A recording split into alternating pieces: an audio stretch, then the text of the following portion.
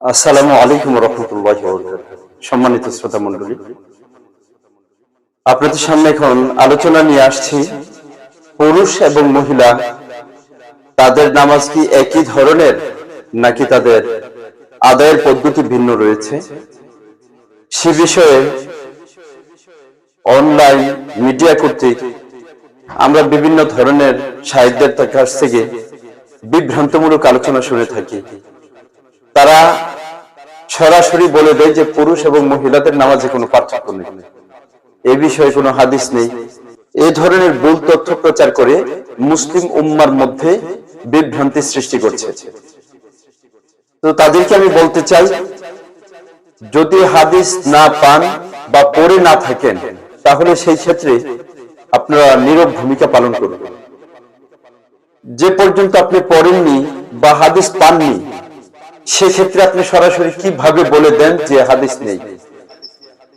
এ ধরনের বিভ্রান্তিকর আলোচনা থেকে নিজেদের হেফাজত রাখুন, মুসলিম উম্মাকে ঐক্যবদ্ধ রাখার চেষ্টা করুন। মেহেরবানি করে আমরা সকলেই সচেতন থাকব। এ ধরনের নামদারি আলেম ওলামাদের থেকে আমরা সকলেই সতর্ক থাকব। তো এই বিষয়ে হাদিস শরীফে আলোচনা রয়েছে পুরুষ এবং মহিলা তাদের নামাজের কি ধরনের পার্থক্য রয়েছে। আমি প্রথমত আলোচনা করছি আবু দাউদ শরীফের কিতাবুল মারাসিলে 80 নম্বর হাদিস, আন ইয়াজিদ ইবনে হাবিব আন্নাহু ক্বাল আন্না রাসূলুল্লাহ সাল্লাল্লাহু আলাইহি ওয়াসাল্লাম মাররা আলা ইমরাআতাইন তুসাল্লিয়ানি ফাকালা ইযা সাজাদতুমা ফাদম্মা বা'দুল লাহমি ইলা আল-আরদ ফাইন্নাল মারআতা লাইসাত ফি যালিকা কার-রাজুল। কিতাবুল মারাসিল লিল ইমাম আবু দাউদ। হাদিস শরীফের অর্থ, হযরত ইয়াজিদ ইবনে হাবিব বলেন, একবার রাসূলুল্লাহ সাল্লাল্লাহু আলাইহি ওয়াসাল্লাম দুই নামাজরত মহিলার পাশ দিয়ে যাচ্ছিলেন। তখন তাদেরকে সংশোধনের উদ্দেশ্যে বললেন, যখন সেজদা করবে তখন শরীর জমিনের সাথে মিলিয়ে রাখবে, কেননা মহিলারা এই ক্ষেত্রে পুরুষের মতো নয়। অর্থাৎ পুরুষের সেজদা আর মহিলার সেজদা এক নয়। পুরুষেরা যখন সেজদা করবে তখন তাদের সমস্ত অঙ্গ প্রত্যঙ্গ গুলো আলাদা থাকবে, আর মহিলারা যখন সেজদা করবে তখন সমস্ত অঙ্গ প্রত্যঙ্গ জমিনের সাথে মিলিয়ে দিবে। এটি কিতাবুল মারাসিল আবু দাউদ শরীফের 80 নম্বর হাদিস নম্বরে উল্লেখ রয়েছে।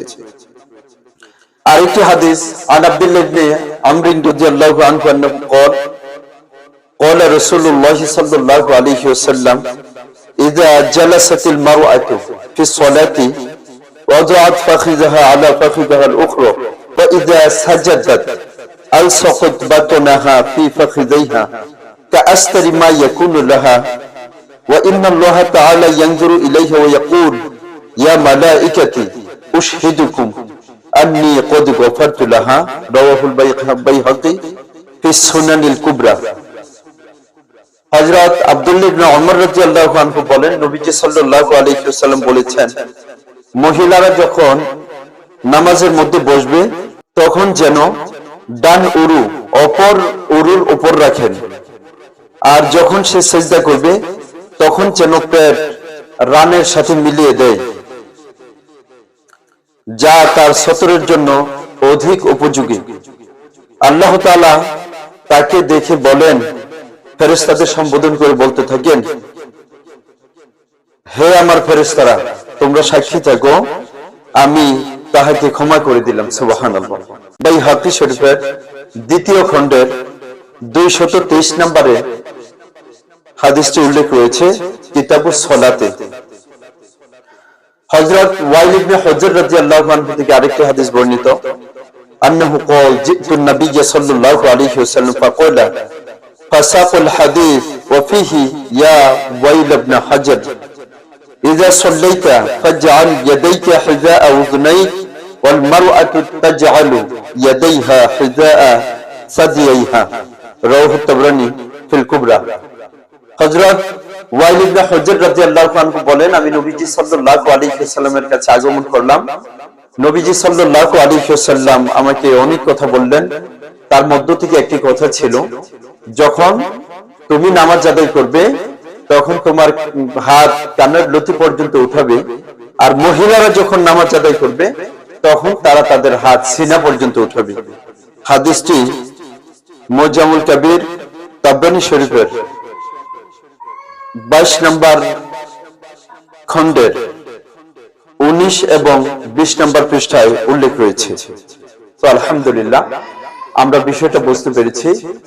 সিজদা পুরুষ এবং মহিলাদের সিজদা এক নয়। হাত উঠানোর যে রীতিমালা রয়েছে, পুরুষেরা হাত উঠাবে কানের লতি পর্যন্ত, আর মহিলারা হাত উঠাবে তাদের সিনা পর্যন্ত। এছাড়া আরো সর্ব বিষয়ে পার্থক্য রয়েছে। এটা আহলে হাদিস ভাইদেরও জানা থাকার কথা, কিন্তু তারা কেন এভাবে বিভ্রান্তিমূলক আলোচনা করে মুসলিম উম্মাহের মাঝে ফাটল সৃষ্টি করছে, তাদের উদ্দেশ্যটা কি, এটা এখনো পর্যন্ত আমরা বুঝে পাইনি। আল্লাহ রাব্বুল আলামিন এই সকল নামধারী শাইখদের থেকে আমাদের সকলের ঈমান এবং আমলকে হেফাজত করুন।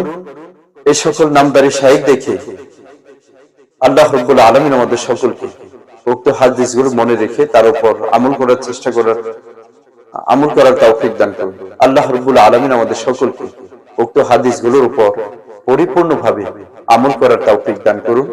আপনারা নিজেরা, আমরা সকলেই দ্বীনের স্বার্থে বিষয়গুলো উম্মতের মাঝে প্রচার করব, তাদের সকলকে জানিয়ে দেব।